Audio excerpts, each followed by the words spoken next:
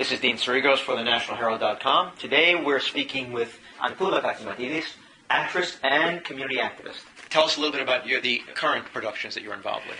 Oh, I am very fortunate to be involved with a company called the Living Theater.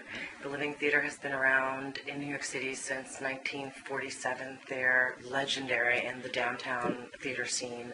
The artistic director is Judith Molina, who's 84 years old. The Living Theater is an anarchist theater company, and most of my friends look at me and wonder what I have in common with these types of folks, considering my foray in the political world. But these are a group of pacifists that try, through their art, to send a message. And usually that message is one of communal love and community concern. And so their theater company is built in such a way where everyone is equal. And the current production we're working on is called Korach, the biblical anarchist. The Korach and the sons of Korach were, as you know, in the Bible, Rebelled against Moses. Rebelled against Moses, and beg the question, why Moses?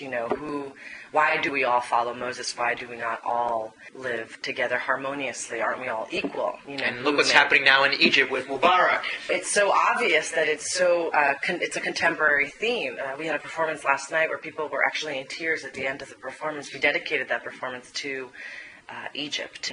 What actors have is this fourth wall where you don't communicate with the audience. Well, we break that fourth wall. Okay. Tell me about how you came to be involved in theater and becoming an actress. Well, it's a very interesting question, because I was never the type of person who grew up wanting to be an actress. I wasn't someone that thought, oh, my dream is to be this stage actress or screen actress. But I was always involved in the arts, and I was always involved in extracurricular activities that pertained to the arts, and I always had the longest, poem in the school plays and the biggest parts. And I always felt that in every aspect of my life, I was performing in every kind of career that I embarked on, whether it was advertising, where I was selling the creative, or I was teaching. And obviously, being a teacher, you're definitely a performer in high school.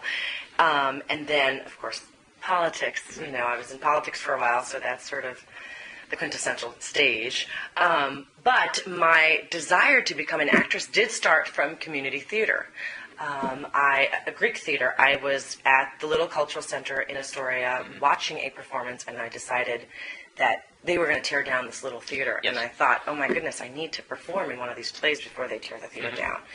And I had the person sitting next to me say, oh my goodness, I have a part for you. And so I was in a play called The Doctor in Spite of Himself. It was a French Molière play adaptation, that we translated right into Greek, and I had just an incredible time. That was your first? That was my very first real performance, and I had a wonderful time, and I had this insatiable thirst then to just learn more about the field of acting and the craft. And so I started to take classes, and I just wanted to learn more. So I got engrossed in the craft. I continue to do the Greek plays in the Greek language, believe it or not, because I want to maintain the language.